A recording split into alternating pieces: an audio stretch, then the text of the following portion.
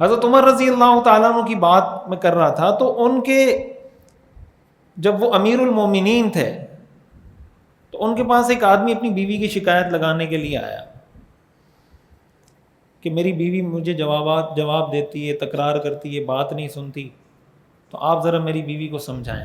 شکایت لگانے کے لیے آیا اپنی بیوی کی۔ تو روایات میں آتا ہے کہ جب وہ پہنچا، دستک دی، اب جب دستک دے کے کھڑا ہوا تو اندر سے آوازیں آ رہی ہیں۔ آوازیں کیا آ رہی ہیں کہ حضرت عمر کی اہلیہ حضرت عمر کو باتیں سنا رہی ہیں، حضرت عمر آگے سے چپ کھڑے ہیں۔ یہ جن کی ہم مثالیں دیتے ہیں نا کہ حضرت عمر کا ایسا غصہ تھا، وہ غصہ بیوی کے سامنے نہیں تھا۔ جائیں نا ذرا نیتن یاہو کو دکھائیں، جو بائیڈن کو دکھائیں نا غصہ اپنا، اسرائیل کو دکھائیں۔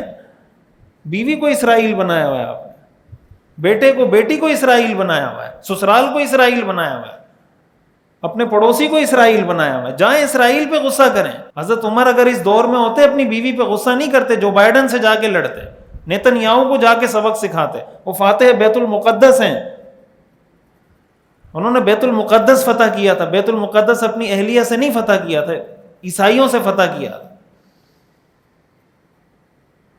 تو وہ باہر کھڑا ہوا ہے شخص، وہ سن رہا ہے کہ حضرت عمر کی اہلیہ حضرت عمر کو باتیں سنائی جا رہی ہیں، حضرت عمر خاموش کھڑے میں۔ تو وہ واپس جانے لگا۔ اتنے میں حضرت عمر باہر نکلے تو وہ آدمی واپس جا رہا تھا، اس کو آواز دی، ادھر آؤ بھائی، کیا کام تھا؟ تو اس نے کہا میں تو شکایت لگانے آیا تھا، لیکن جس کام کی شکایت لگانے آیا تھا اس کام میں تو آپ خود ہیں، تو میں آپ کو کیا شکایت لگاؤں؟ تو حضرت عمر رضی اللہ تعالیٰ عنہ نے جو باتیں فرمائی نا، وہ سمجھنے اور سیکھنے کی ہیں۔ آپ نے فرمایا انہا طباخۃ لطعامی غسالۃ لثیابی مرضعۃ لاولادی تحملها فانہ یسیر۔ آپ نے فرمایا یہ مجھے کھانا پکا کے دیتی ہے، مجھے کپڑے دھو کے دیتی ہے، میرے بچوں کو دودھ پلاتی ہے، تو اتنی چھوٹی موٹی باتیں تو اس کی برداشت کر لیا کرو۔ جو تمہارے بچوں کو دودھ پلائے، تمہارے بچوں کی تربیت کرے، بچے کا نسب کس سے ثابت ہوتا ہے؟ ماں سے یا باپ سے؟ کس سے ثابت ہوتا ہے نسب؟ باپ سے ثابت ہوتا ہے۔ بیٹی کے نام کے ساتھ بھی آگے والد کا نام لکھا جاتا ہے، بیٹے کے نام کے ساتھ بھی آگے والد کا نام، نسب باپ سے ثابت ہوتا ہے۔ پالتی کون ہے؟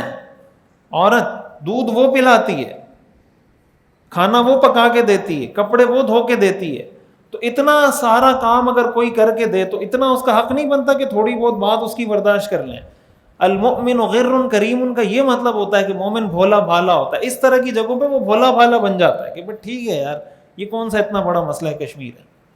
بیوی نے اگر ایک دو باتیں زیادہ سنا دی تو کیا ہوتا ہے؟ علماء نے لکھا ہے نا کہ غصہ بھی بڑا سمجھدار ہوتا ہے۔ غصہ کیا ہوتا ہے؟ بڑا۔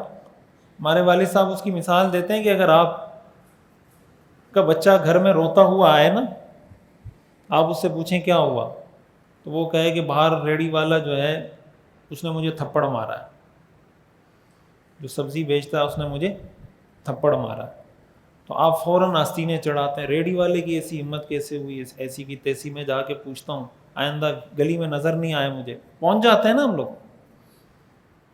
اور اگر وہی بچہ کل روتا ہوا آئے، آپ اس سے پوچھیں کیا ہوا، وہ کہے ڈی ایس پی کے بیٹے نے مجھے تھپڑ مارا ہے۔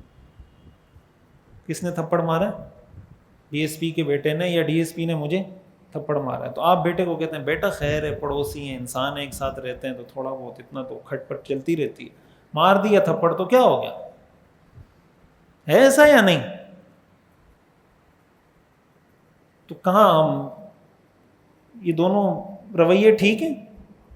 یہ ٹھیک ہے یہ دونوں رویے؟ یہ اسلام کے مطابق ہیں؟ قرآن ہمیں یہ حکم دیتا ہے کہ غصہ وہاں پہ قابو کرو جہاں اپنا غصہ پورا کرنے پہ قادر ہو۔ جہاں آپ غصہ اتار نہیں سکتے وہاں تو آپ ویسے ہی نہیں اتار سکتے۔ ڈی ایس پی پہ آپ کیا غصہ اتاریں گے؟ وہ تو آپ اتاریں گے تو پھر آپ کو پتہ چل جائے گا۔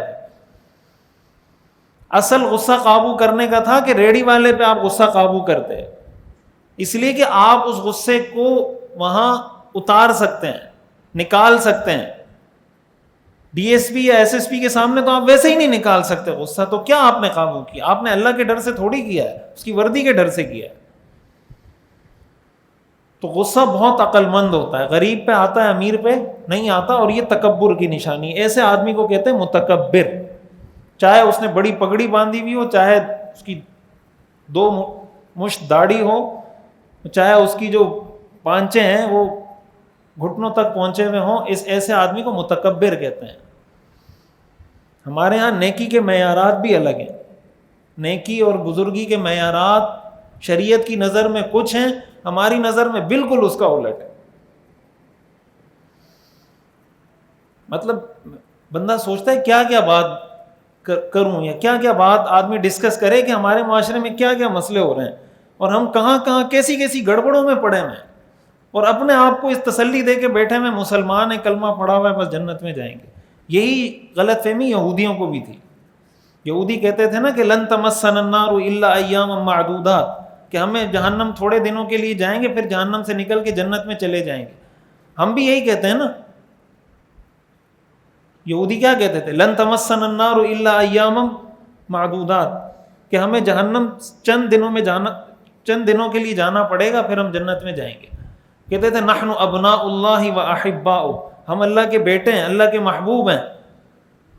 تو قرآن میں اللہ تعالیٰ نے ان سے یہ کہا ہے اتخذتم عند اللہ عہدا، کیا تمہارا اللہ کے ساتھ کوئی ایگریمنٹ ہوا ہے کہ اللہ تمہیں جنت میں ڈالے گا؟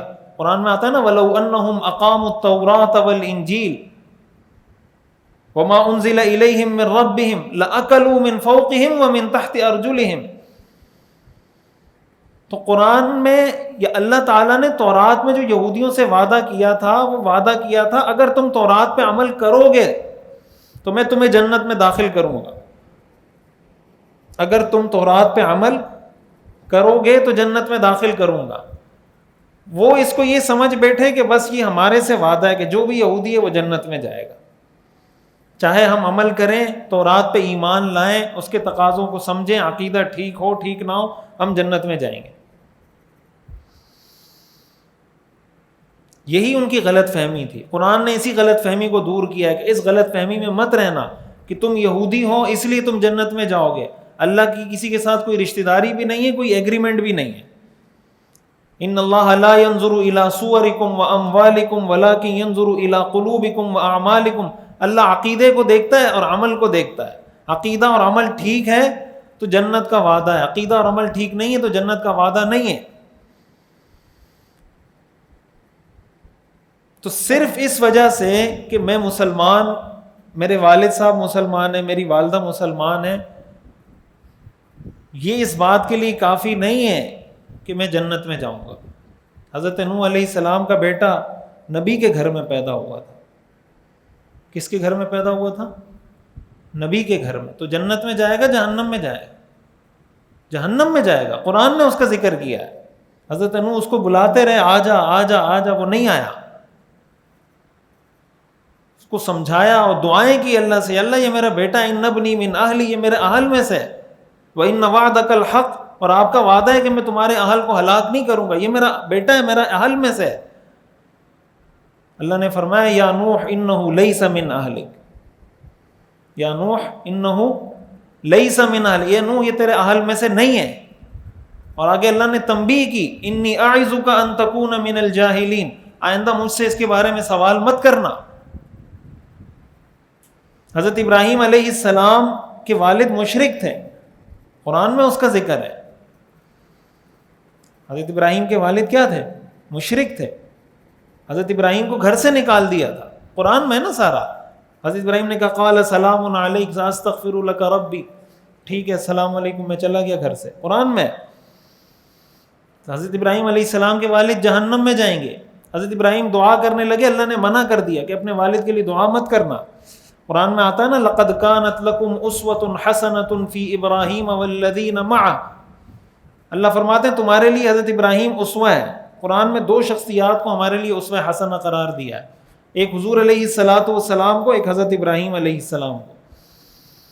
یہ 2 شخصیات ہیں جن کو قرآن نے ہمارے لیے رول ماڈل متعین کیا ہے، حضور علیہ السلام اور حضرت۔ ہمارا جو دین ہے یہ دین ابراہیمی کہلاتا ہے۔ هو سماکم المسلمین، ہمارا نام مسلمان حضرت ابراہیم نے رکھا ہے۔ اللہ تعالیٰ فرماتے ہیں لقد كانت لكم اسوة حسنة في ابراہیم والذین معه اذ قالوا لقومهم انا براء منكم ومما تعبدون من دون الله کفرنا بکم وبدا بیننا وبینکم العداوۃ والبغضاء. آگے اللہ تعالیٰ فرماتے ہیں الا قول ابراہیم لابیہ لاستغفرن لک. اللہ تعالیٰ فرماتے ہیں ابراہیم تمہارے لیے اسوہ حسنہ ہے سوائے ان کی اس ایک بات کے جو انہوں نے اپنے والد کو کہا تھا کہ میں تمہارے لیے مغفرت کی دعا کروں گا. اس بارے میں حضرت ابراہیم تمہارے لیے اسوہ نہیں ہے. الا قول ابراہیم لابیہ لاستغفرن لک وما املک لک من اللہ من شیء. صرف یہ ایک چیز ایسی ہے اللہ نے فرمایا کہ حضرت ابراہیم اس معاملے میں تمہارے لیے اسوہ اس لیے کہ میں مشرک کی مغفرت نہیں کرتا. ان اللہ لا یغفر ان یشرک بہ. اللہ شرک کو کبھی معاف نہیں کرتا. تو نبی کا والد ہو اگر کافر ہے وہ بھی جہنم میں جائے گا. نبی کا بیٹا ہو اگر کافر ہے وہ بھی جہنم میں جائے گا. اور اگر حضرت حمزہ رضی اللہ تعالی عنہ کو شہید کرنے والے جو شخص تھے جو بعد میں صحابی بن گئے, انہوں نے حضرت حمزہ کو شہید کیا تھا. حضور کے چچا تھے. حضرت حمزہ کے ساتھ حضور کے 3 رشتے تھے. حضور کے چچا بھی تھے, حضور کے رضاعی بھائی بھی تھے اور حضور کے خالہ زاد بھی تھے. 3 رشتے تھے حضور کے ان کے ساتھ. وہ بعد میں مسلمان ہو گئے, جنتی بن گئے, صحابی بن گئے. اس کے بدلے میں انہوں نے مسلمہ کذاب کو قتل کیا. پھر وہ کہتے تھے کہ میں نے حضرت حمزہ کو قتل کیا تھا, اب مجھے اس وقت چین آئے گا جب میں مسلمہ کذاب جو جھوٹا مدعی نبوت تھا اس کو قتل کیا. تو انہوں نے کہا کہ اب مجھے کچھ سکون آیا ہے کہ چلیں کچھ نہ کچھ تلافی میں نے دنیا میں کر دی. تو اگر ایمان اور عقیدہ ٹھیک ہو, عمل ٹھیک ہو, تو ایسا شخص بھی جنت میں صحابی بن گیا. شخص کیا صحابی بن گیا ہو. دنیا کے سارے ولی بزرگ قطب ابدال مل کر کسی صحابی کی پاؤں کی خاک کو نہیں پہنچ سکتے. سارے ولی اولیاء مل کر صحابہ کو حضور کی صحبت نصیب ہوئی ہے. حضور علیہ الصلوۃ والسلام کو اتنا شدید غصہ تھا, آپ فرماتے تھے ان کو کہیں میرے سامنے نہ آیا کریں. مسلمان ہو گئے, ظاہر ہے مسلمان ہیں تو اللہ کا وعدہ ہے مسلمان سے جنت کا, لیکن جب یہ میرے سامنے آتے ہیں مجھے اپنے چچا یاد آتے ہیں کہ انہوں نے کس طریقے سے ان کو قتل کیا تھا.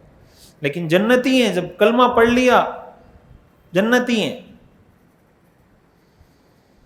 ابو لہب حضور کا چچا تھا, قرآن کی پوری سورت نازل ہو گئی تبت یدا ابی لہب وتب. ابو لہب کے دونوں ہاتھ ٹوٹ جائیں, ابو لہب کے دونوں ہاتھ برباد ہو جائیں, وہ خود برباد ہو جائے, اس کی بیوی برباد ہو جائے. تو بھائی یہ اس کا تعلق اس چیز کے ساتھ نہیں ہے کہ میرا نام مسلمانوں والا ہے یا میں کسی مسلمان والدین کا بیٹا یا بیٹی ہوں. اس کا تعلق اس چیز سے کہ میرا عقیدہ کیا ہے, میرا عمل کیا ہے. سیرت النبی صلی اللہ علیہ وسلم کا مکمل اور جامع اور کمپریہنسو کورس دیکھیے ہر اتوار کی رات 10 بجے پاکستانی وقت کے مطابق ہمارے آفیشیل یوٹیوب چینل مفتی رشید آفیشیل پر. اس کورس میں انشاءاللہ آپ اپنے پیغمبر صلی اللہ علیہ وسلم کی مکمل زندگی کے بارے میں جان سکیں گے. خود بھی جڑیں, اپنی فیملی کو, بچوں کو, دوستوں کو بھی جوڑیے.